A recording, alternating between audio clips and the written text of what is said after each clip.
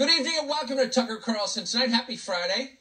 Human beings have been wondering about unexplained lights in the night sky since the first Neanderthal cooked an ocelot over a campfire and looked up.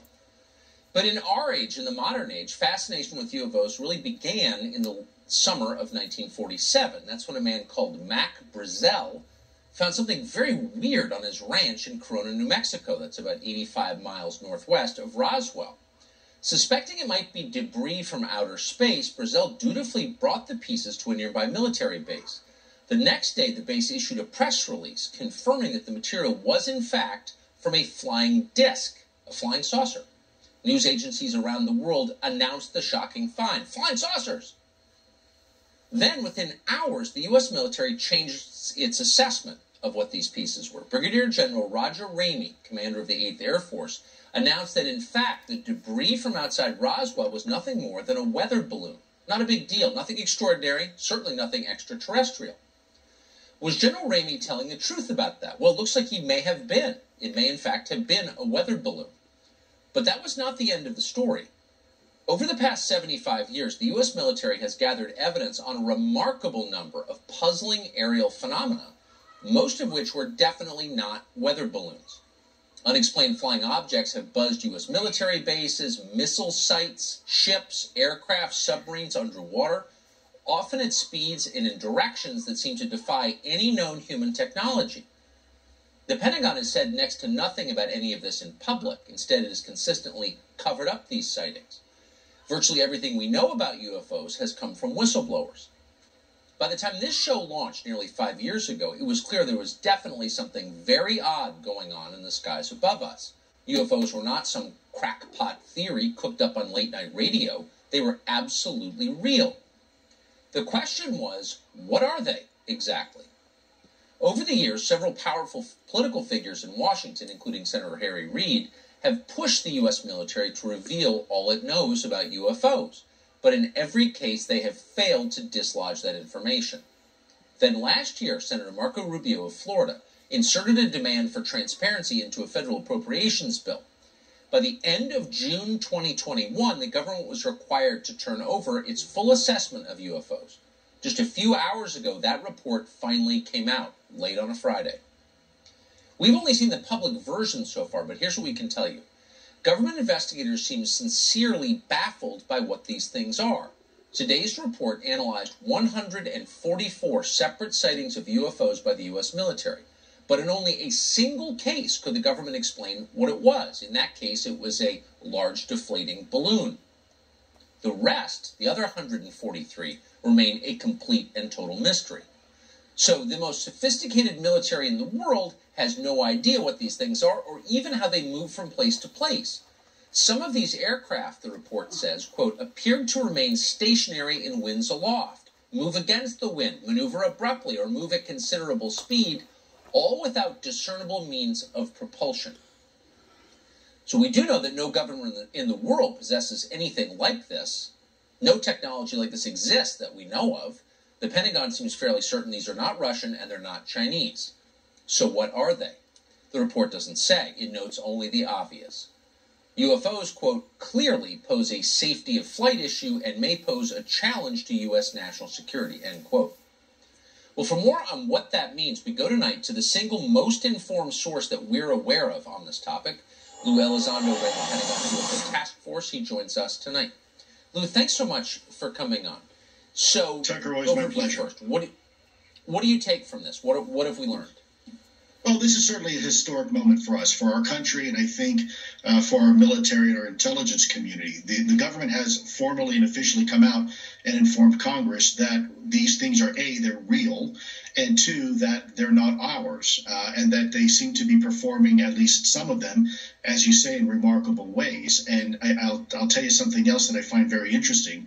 You mentioned it, out of the 144 cases, we only were able to solve one, but there's two subnotes to that. And the first one is, when you look at this report very carefully, you'll notice that really the reporting only began in around the March 2019 time era when the Navy established its reporting requirements, and then later on in November 2020, maybe about 8 months ago, with the Air Force. So we have 144 reports really concentrating in just the last year and a half involving only military equities. And then the report further stipulates that a large majority of reporting really goes unreported. Why? Because of stigma and taboo, which is something that you and I are both very familiar with involving this topic. So one can surmise that there's actually a lot more than just 144 incidents involving the Navy in just the last year and a half, let alone, as you say, since the late 1940s. So the report all but says what is obvious to anyone who thinks about this, which is these are not from a foreign military. And maybe the lackadaisical approach, or the disorganized approach on the part of the military to looking into this suggests that too. If we thought these were Chinese, we'd be on it. And so we don't think they're Chinese. They're not Chinese and they're not Russian. So they're extraterrestrial. I mean, what's the other? I mean, let's just say it. I mean, what's the other explanation? Potentially. Well, Tucker, that's a fantastic question because, as we've said before, when I was an ATIP, this is something that could involve outer space, inner space, or frankly, the space in between.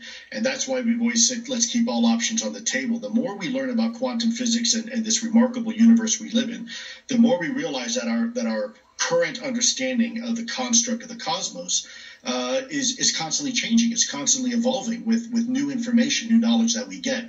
I think from this report's perspective, if you notice the very first line in the report is, this is a preliminary report, which is indicative of the fact that hopefully there will be other reports forthcoming. In the report, they stipulate that we need a lot more effort going into this. This needs to really be, as we've been saying, a whole of government approach, not just the military, not just the intelligence community, but as we see here, FAA, perhaps NASA, Department of Homeland Security. We could even go into, for example, the academic and scientific communities, like the National Science Foundation, and maybe establish something that looks something like a federal lab construct where we can really get the best and brightest to really look at this incredible enigma we're now facing. Well, yeah, and it's just a testament to how incurious our leaders are that we haven't done that like decades ago. But back to my previous question. Is there, in your view, without speculating as to, I guess, what these might be, let's just take off the table what we're pretty sure they're not. I mean, they can't be human, can they? And if they are, I mean, if these were human, which humans would be doing this? It's looking increasingly like this is probably not the case. But the question is, what is it? And, of course, people jump to speculation it's from the Pleiades or something like that, when, in fact, one of the hypotheses when I was an ATIP was that this could be as natural to Earth as we are.